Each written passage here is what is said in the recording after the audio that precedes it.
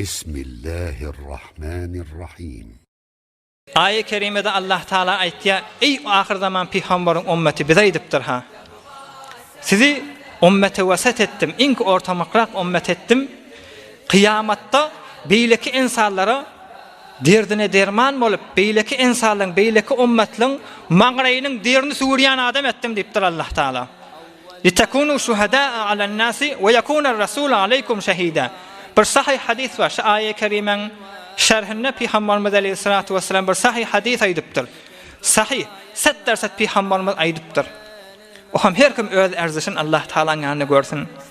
Peygamberimiz Aleyhissalatu vesselam aydiya: "Yud'a Nuhun yevmel kıyameti feyekulu lebbeyke ve sa'deyke ya Rabbi."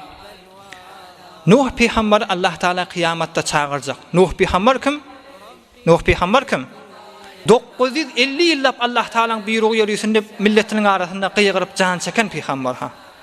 950 yıllap deyin çağırttır. Şunyalık meclislerde, hiyavarına, çöllü, zatta Allah Teala'nın buyruğu yürüymeden çürüyüm, can yakan peygamber. Kıyamatta çağıracak. Oham, "Ey Nuh, men yanıma gelleyene lebbeyke ve sa'dik, ya Rabbim men sen hıtmatında."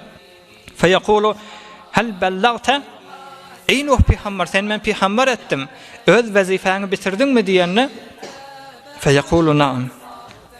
"Hava ya Rabbim 950 yılla can yaktım. Ama şu 950 yılla can yakamda da bir 40 nefer Müslüman oldu" deyip şu tada aytacak. O ham izinden feyuqalu li ummetihi. Nuh peygamberin ümmetini getirin diyecek Allah Teala. Sahih hadisa. Nuh peygamberin ümmetini getirenine sizin peygamberiniz vazifesini bitirdi mi? Size aydıp dedim diyenine şu tada aytacaklar. Feyekuluna ma atana min nazir. Nuh peygamber bize aydan da yok diyecek şu tada. Huday saklasın. 950 yıllap çeken zahmetin şu tada hemmesini döküp verecekler. O ham şu tada Nuh peygamber nimetçeğinden darıqıp tuqa. Feyekulu men yeşhedü leke. Ey Nuh peygamber, kim şahit bolar sana? Kim sen elinden tutar? Şu tada kim sen kaçıp barzan diyenine Nuh peygamber aytacak deyiptir. Feyekulu Muhammedun sallallahu aleyhi ve sellem ve ummetuhu. Men kaçıp banacak ahir zaman peygamber Muhammed peygamber aleyhissalatu vesselam emin peygamber hem de şoň ümmetiniň ýanyna barjak dipdir. O hem biziň hemmemiz çağırjak şatak. Ey ümmeti İslami ahir zaman peygamberiň ümmeti Nuh peygamber wazifasini bitirdim diýenne o hem şey diýecek: "Feteşhedune ennehu bellaga." Peygamberimiz aýdypdyr, Rawahul Buhari, sahih hadis. O hem ey ümmetim siz şatada Nuh peygamberiň ümmetine aýtsak, hawa ýerine ýetirdi. Felabisa fihim 1000 senetin illa 50 ama. Kur'an-ı Kerim'de de barahım 950 yıllap Allah Teala'nın buyruğunu çağırmadı mı? "Ya Rabbi inni da'utu kavmi leyla ve nahara felem yezidhum duai illa firara." Ayet-i kerimede yok mu ahir zaman peygamberin kitabında? Her muğnuh peygamber çağıranda siz kaçmadınız mı? "İnni kullama da'utuhum litagfira lahum ja'alu asabi'ahum fi adhanihim wastaghshaw thiyabahum ve asarru wastakbaru istikbara." Nuh peygamber siz Hudaýa çağıranda gulaňyzy bar barmaňyzy tutmadыңyz mı? Geyim bilen gulaňyzy tutmadыңyz mı? Ahir zaman peygamberin kitabynda aşadat ýazypdy diýipdir. O ham şataýda şahit bolup hem ümmeti gary ýere girjek ha. Ey musulman dogar, Nuh peygamberin dadyny ýetişik ümmet tasyr. Özüňiz näzir erzişiňiz bilmeýäňiz. Ayet-i kerimede Allah Teala näme diýer? "Kul a'udhu bi rabbin nas." Men tamam insanlaryň Hudaýy diýipdir Allah Teala. "Melikin nas." Tamam insanların padişahı. "İlahin nas." Tamam insanların Hudaý men dipdir Allah Teala. O hem izinden de Kur'an-ı Kerim'i veripdir. Elif lam mim zalikel kitabu la raybe fihi huden lil muttaqin. Tamam insanlara hidayet. Bir kitabı iyi verdim. Özüm tamam insanların ki näme diýse hajatyny bitiren hemmesi men ýanyma ewrilip geljek. Men de bir kitabı iyi verdim. Tamam insanların saadetini ragam burýa dipdir. Izinden Peygamberimiz Aleyhissalatu vesselam'ı veripdir. "İnna erselnaka kaffeten linnas." Ya Resulallah, sen hemme insanlaryň gydarsın diýipdir. Özüň mebus bolup 40 ýaşyndan beýlek ta kıyamete çellim her haýsy bir insan bolsun, sen ümmetiň bolup ýaşamalydypdyr. Sen bir mehdudda diýipdir. Tamam insanlaryň sen diýipdir.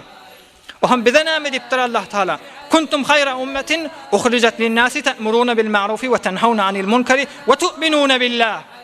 Ey ahir zaman peygamberin ümmeti, siz hemme kişinki diýipdir. Öz musulman doganyň kydam, ene taňyzyň kydam, ogly gyzyňyň kydam, hatta kıyamatda Nuh peygamberin elinden tutjak millet diýipdir Allah Taala Kur'an-ı Kerim'de. Inne şu taada şeýle dereceler gorakamda sen ahir zaman peygamberin ümmete dedin. Hudaý saklasyn şey diýilse, bu ümmetler ajab zeştetde halyn, yafar bit et bilen sünnet cemalyn. Bahaýymdek iş içmek iýmekdir. Gur dilberli ümmetimiz diýmekdir diýe Hazrat Sofalar ýaryşan. Ýöne gur dil bilen men ahir zaman peygamberin ümmeti diýip içinden ýüregiň açyk görseň, kuntum hayra ummetin ukhrijat lin-nas. Bir ýüregi ki tamamy insanlara berlamal ýürek sende ýok bolsa, bir ahlaky ki tamamy insanlara peýda berjek ahlak sende ýok bolsa, bir barhurdy ki tamamy insanlaryň elinden tutup biljek barhur sende ýok bolsa, hiç mogada kıyamatda peygamberin ümmeti bolup bilmersiň. Nuh peygamber diýenmi, özüň bir nefer gerek sen elinden tutmana. Beýle öz bir nefer gerek sen aýaňdan tutmana, o da ýykylyp barýakan. Bir nefer gerek sen ýaşyň sugurmany. Çeberese be Nuh peygamberin elinden tutmak. Biz gaýrat edelim ey musulman dogan. Evvelki ahirki wasiýetim şi, uluqanlarsyň, erzişiň giňdir, eleki zatlara, eleki keflere, bir zatlara bu laqamda kıyamatyny ýakmawar.